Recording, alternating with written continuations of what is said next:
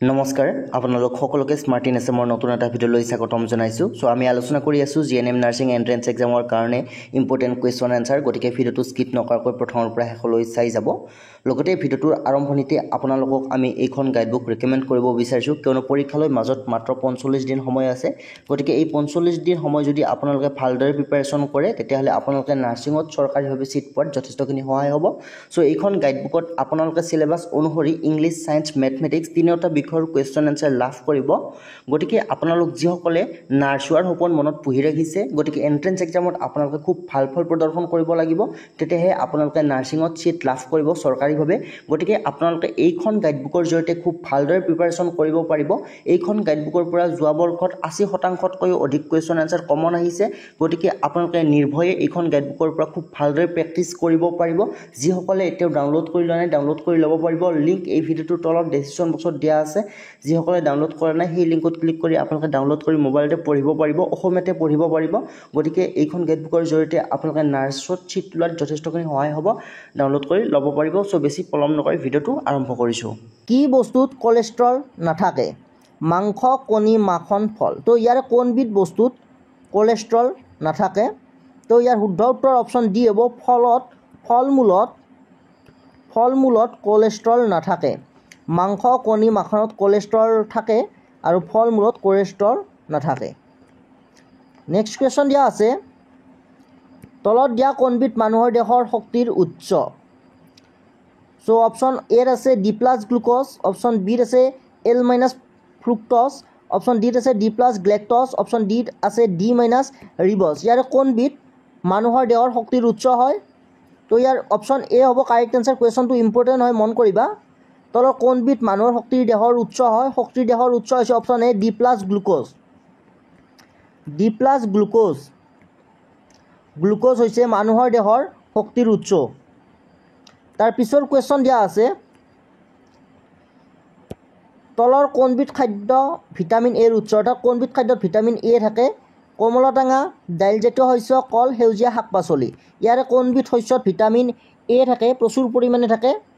তো ইয়াৰ correct answer option D হ'ব সেউজীয়া শাক পাচলিত ভিটামিন এৰ উৎস, মানে সেউজীয়া শাক পাচলিত প্ৰচুৰ পৰিমাণে ভিটামিন এ থাকে। আৰু এনেকুৱা ধৰণৰ কুৱেশ্যন এটা আহিবই। গতিকে ভিটামিনৰ উৎস কোনবিধ খাদ্যত কি ভিটামিন থাকে, সেই কুৱেশ্যনসমূহ তোমালোকে চাই ল'বা। আমি আগৰ ভিডিঅ'টো যথেষ্টখিনি আলোচনা কৰিছোঁ। তো নেক্সট কুৱেশ্যন আছে,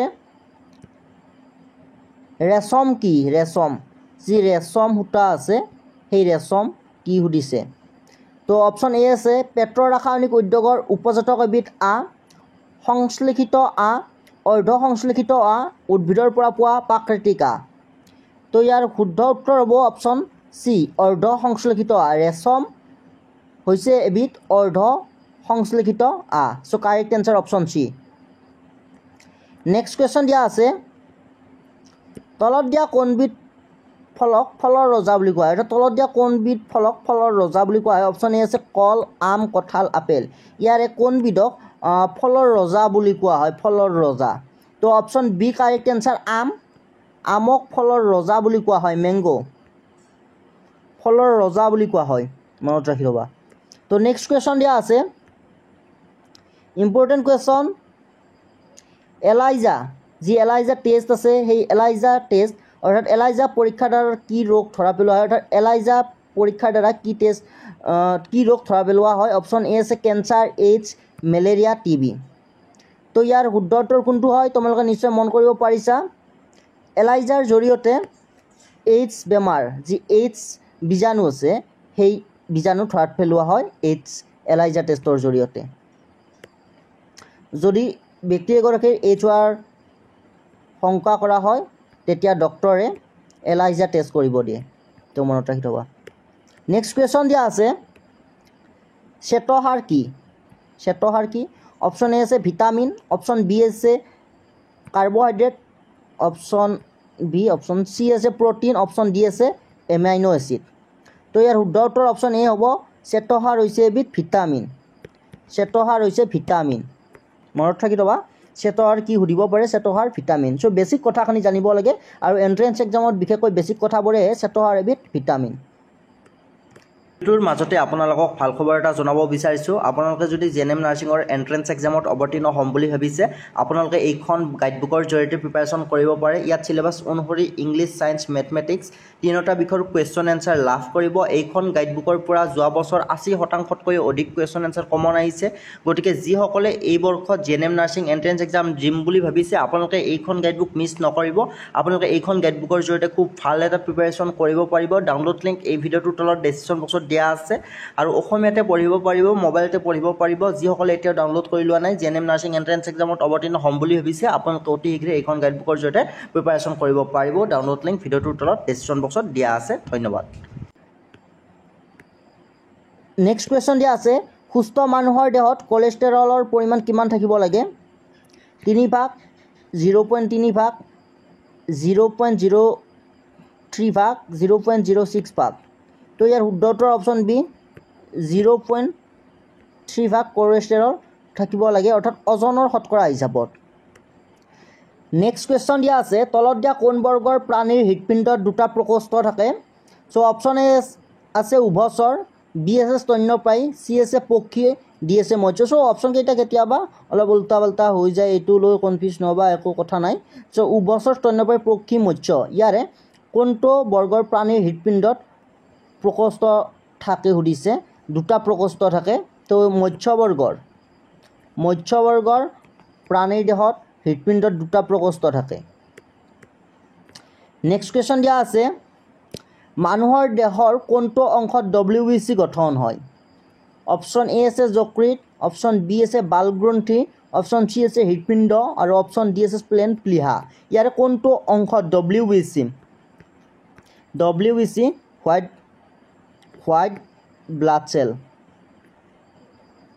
হোৱাইট ব্লাড চেল WBC মানুহৰ দেহৰ কোনটো অংশত গঠন হয় তো ইয়াৰ শুদ্ধ অপশ্যন হ'ব অপশ্যন ডি স্প্লেন প্লিহাত WBC গঠন হয় অৰ্থাৎ মনত ৰাখি থবা সো মেডিকেল ৰিলেটেড কুৱেশ্যনবোৰ বেছিকৈ আহিব WBC স্প্লেন প্লিহাত গঠন হয়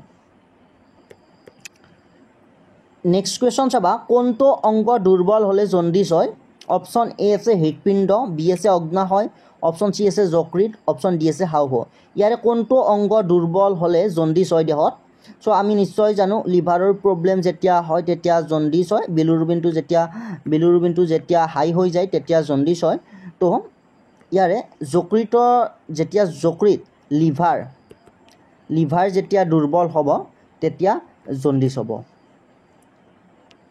অৰ্থাৎ বা কুৱেশ্যনটো আন ধৰণে সুধিব পাৰে কোনটো অংগত জণ্ডিছ হয় লিভাৰত হয় যকৃতত হয় তো নেক্সট কুৱেশ্যন দিয়া আছে